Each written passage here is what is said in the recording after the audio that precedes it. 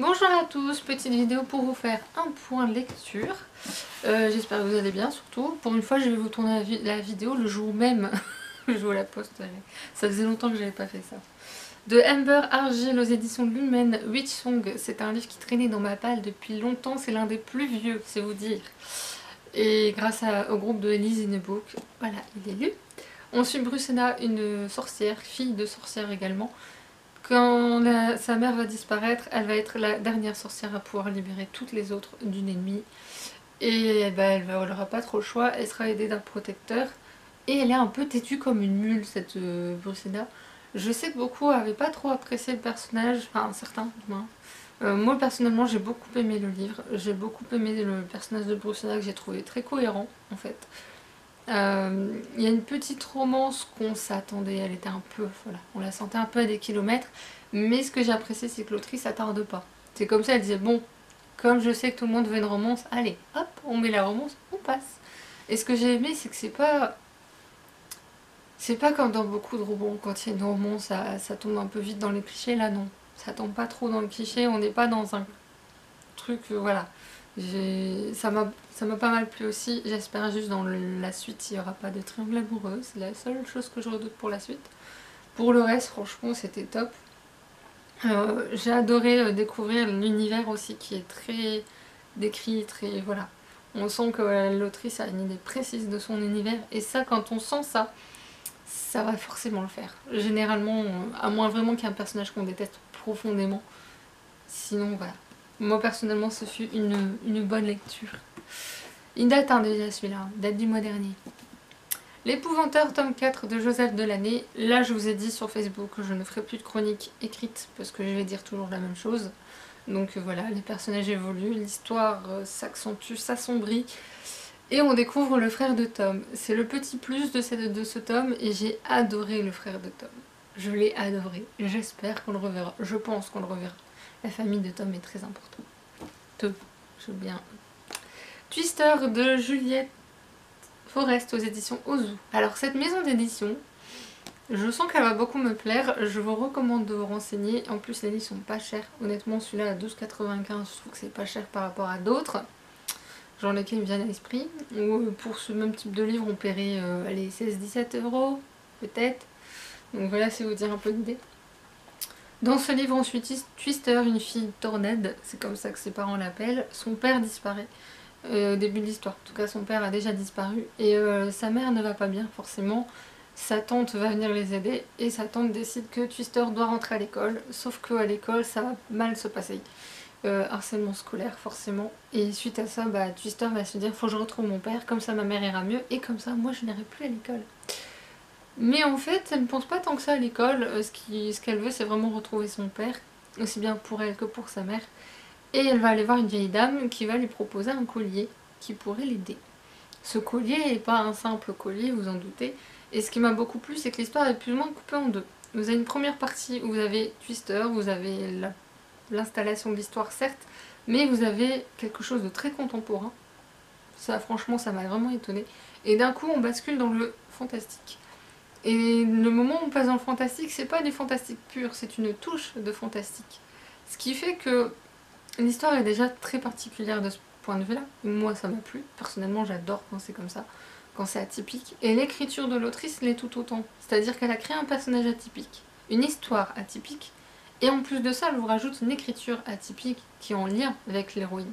C'est-à-dire que l'écriture est très enfantine, parce que forcément, Twister a appris tout avec sa mère, elle n'a jamais été à l'école, donc elle a ce côté un peu... Elle est pas si naïve que ça, je dirais pas naïve, je dirais qu'elle est optimiste.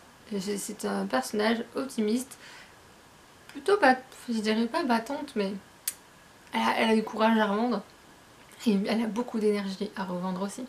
Et l'écriture reflète ça justement.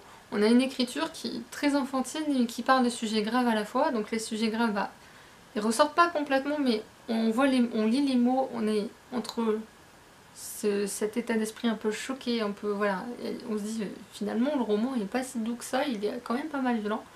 Et par rapport à l'écriture qui est justement plutôt douce, plutôt enfantine, on a, voilà, il y a ce paradoxe qui, ouais, c'est ça, je crois le mot clé de ce roman pour moi c'est le paradoxe, qui est juste extrêmement bien fait, extrêmement subtil, et ça marche. En tout cas avec moi ça a marché. Je sais que Piketty en a parlé, il y a d'autres booktubeurs qui en ont parlé, mais pas beaucoup. Et je sais que Piketty avait dit, mais je le vois passer d'une part, pourquoi? Et je comprends pourquoi elle a dit ça. Même moi j'avoue quand je l'ai fini, j'ai dit mais pourquoi? Ce livre est juste génial, il parle de sujets quand même importants, et d'un point de vue qui peut toucher les enfants, puisque c'est quand même pour un public de 12-13 ans je crois. J'étais très étonnée, honnêtement. Donc personnellement, moi j'ai beaucoup aimé. Les deux derniers sont des services presse. Amen. D'ailleurs, en disant Amen, on va commencer par celui-là. L'école noire de Rin Fujiki, Vatican Miracle Examiner, tome 1, aux éditions de Saxu. C'est la même, le patron de cette maison d'édition est le même que les éditions Komiku en manga. Et d'ailleurs, je vais vous montrer. J'ai le manga qui est adapté aussi. Pas lu encore, vous en doutez bien. On suit le père Iraga et Nicolas qui font partie du siège du Vatican. L'un des deux en tout cas. Ah, c'est les deux? D'accord. Donc les deux sont chargés d'examiner tous les miracles qui peuvent avoir lieu et stigmates, puisque j'ai appris des choses quand même. Je vous avoue que... Donc ils vont forcément mener une enquête, mais je vous avoue que pendant 150, peut-être 200 pages... Voilà. On vous promet une enquête, mais elle vient très tard. C'est le seul défaut de ce livre. Parce qu'honnêtement, moi la religion, je suis pas... Voilà, vous savez que moi et la religion... Ça me saoule profondément la religion en fait. Parce que pendant une première partie du livre, on vous recadre la religion. On vous réexplique un peu ce que c'est. J'ai appris des choses aussi, parce qu'il y a des choses que j'avais un peu zappées. Comme quoi au catéchisme, j'étais pas très... Voilà.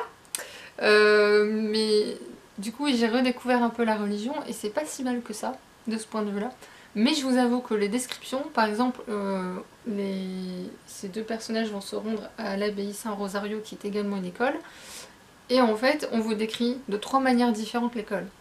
C'est ça aussi qui est très chiant. C'est qu'on vous réexplique, on vous redécrit à chaque fois le même truc. Et pendant 150 pages, on va dire.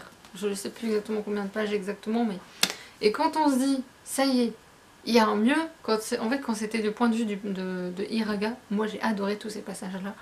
Iraga, et vous voyez Spencer Reed dans Esprit criminel, il y a des choses, c'est un peu du même principe, mais en plus poussé. C'est-à-dire que ce mec, Iraga, on pense qu'en dehors de son petit frère, qui est très important pour lui, le reste, il ressent rien. Il est froid, il est... Pouf. Et j'ai adoré ce personnage. Nicolas, justement, le père Nicolas, il observe beaucoup Iraga et ces passages-là sont très bien faits.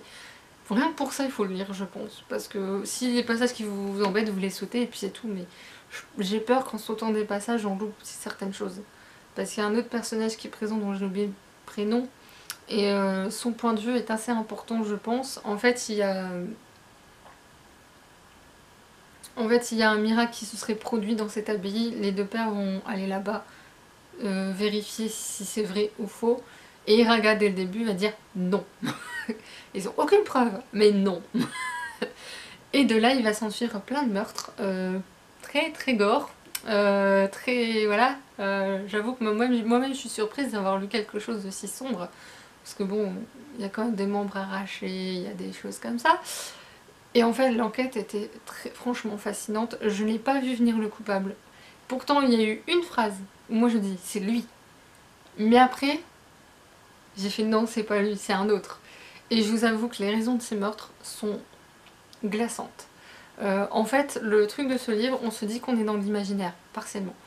On est partiellement. Le truc, c'est qu'en fait, quand on vous explique justement les raisons de ces meurtres, c'est là où on se dit, eh ben franchement, il faudrait peut-être qu'on fasse le devoir de mémoire plus sérieusement autour de la Seconde Guerre mondiale. J'ai appris énormément par rapport à ce qui s'est passé pendant la Seconde Guerre mondiale, parce qu'on en parle dedans. Et j'ai demandé à ma mère, parce que ma mère, l'histoire c'est son truc, et elle m'a dit oui, ça c'est vrai, oui, ça c'est vrai, ça je sais pas, faut se renseigner. Et étonnamment, sur la seule chose que ma mère ne sait pas, moi ça me parle. J'ai dû lire ça quelque part. Donc voilà, ça m'a donné froid dans le dos, et je pense, malheureusement, que peut-être les événements en eux-mêmes, voilà, ne sont peut-être pas réels, mais qu'il y a des personnes qui ont dû faire ce genre de choses pour se planquer. Et voilà, là, ça donne froid dans le dos. Mais franchement, une bonne lecture, malgré cette grosse partie au début qui pour moi... Mais je pense que c'est important pour ceux qui ne connaissent pas la religion. Ceux qui ne connaissent pas la religion catholique, ce sera intéressant, je pense, de savoir comment se passent les messes, ce qui se passe au Vatican, etc. Je pense que ça peut être intéressant. Maintenant, moi, personnellement, comme j'ai grandi dans un... Enfin, mes parents sont pas super catholiques, attention, mais j'ai fait mon catéchisme, j'étais à la messe, machin. Donc voilà, forcément, vous comprenez peut-être pourquoi ça m'a un petit peu passé au-dessus. Nef et Shea, tome 2, l'Exode de Aline Wheeler, c'est l'auto-édition. J'avais lu le tome 1 que j'avais beaucoup aimé et à la fin j'avais été frustrée. C'est pareil pour celui-là, hein, j'ai beaucoup aimé, je suis frustrée, je veux la suite et je ne sais pas quand est-ce qu'elle sort. Voilà. Non mais on apprend énormément dans ce livre, aussi bien sur Nef, sur Shea que sur Berthe. Et la Dare, on en apprend un petit peu et je serais curieuse d'en apprendre beaucoup plus sur Phaedra. Phaedra est un personnage qui était très peu présent dans le premier tome. Dans le tome 2, elle est un peu plus présente et je pense que ce personnage pourrait beaucoup me faire rire. Déjà, Berthe et Shea, leurs joutes verbales sont juste à mourir de rire. Avec Eladar, elle commence à en avoir, ça me fait bien rire aussi. Et je trouve ce roman... Je sais que beaucoup ont dit, ouais, il y a quelques clichés dans l'imaginaire. Il y en a quelques-uns. Mais j'ai apprécié une scène concernant Nef, il y en a beaucoup, j'ai apprécié. Nef est très sensible et en même temps il a un courage énorme. Et il n'en a pas conscience en fait, par rapport à la relation qu'il a avec sa mère. Et du coup, j'ai très très envie de voir comment ça va évoluer tout ça. Et de voir comment ils vont s'en sortir, parce que franchement, au vu de ce qu'on leur demande dedans, moi je partirais en courant de l'autre côté. Et ouais, j'adore cette saga, je sais pas, en plus elle est addictive. Et là, c'est d'autant plus intéressant qu'en fait je l'ai lu au même rythme que le livre. C'est-à-dire qu'au début, il y a un déplacement de population, donc par moment ils prennent des pauses, ils dorment, etc. À chaque fois qu'il y avait une pause comme ça, j'arrêtais de lire. Je posais, je faisais autre chose, machin. Le lendemain, je reprenais ma lecture. Je vous jure que j'ai fait ça. Et par contre, une fois que les événements s'enchaînent, là je l'ai plus lâché. Et j'ai adoré Shea, qui est vraiment une femme forte. Elle est petite, toute mignonne, voilà, toute menue. Donc tout le monde la regarde un peu, hein. Sauf que la madame, faut pas lui en raconter des vertes et des pas mûres. Quand on voit ce qu'elle fait à son ex-fiancé, personnellement, je n'aimerais pas la mettre en colère. Voilà. Donc ça me fait plaisir de voir que ce personnage-là, Shea, qu'il a une femme forte, tout le monde est là, oh, mais Shea, repose-toi, machin, et elle a dit non, ça va. Et elle leur prouve par A plus B après que ça va. Elle montre que c'est pas parce qu'elle est une femme qu'elle doit être traitée, voilà.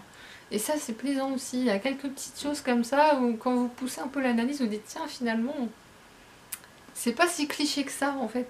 Et je trouve que voilà, je ne peux que vous recommander cette saga. J'adore le pouvoir des ombres de Shea. Je le trouve captivant ce pouvoir. Et on le découvre, on le creuse ce pouvoir-là dans ce tome-là. On creuse les semblables de Berthe. Je vais pas trop en dire là-dessus. On les découvre à la fin du tome. Du coup, je suis un peu frustrée là-dessus. Et concernant Nef, je pense qu'on va être amené à découvrir un peu l'endroit d'où il vient réellement. Parce que pour l'instant, on en entend juste parler. Mais au vu de ce qui se passe dans le livre, je pense qu'on aura ça dans le tome 3. Voilà! Sur ce, j'espère que ce point lecture vous aura plu, que je vous aurai donné envie d'acheter plein de livres. Dites-le moi, si c'est le cas. Moi, je suis toujours contente. Dites-moi en commentaire ce que vous avez lu dernièrement, les livres qui vous ont marqué peut-être d'une manière ou d'une autre, peu importe. Et je pensais peut-être faire une vidéo, alors je sais pas, hein, parce que ça dépend de mon planning. Je faire peut-être une vidéo autour des livres qui m'ont peut-être... qui ont changé peut-être des idées que j'avais en tête. Peut-être, ça peut être intéressant. Sur ce, je vous laisse, je vous souhaite une bonne journée, un bon week-end et je vous dis à très bientôt. Salut!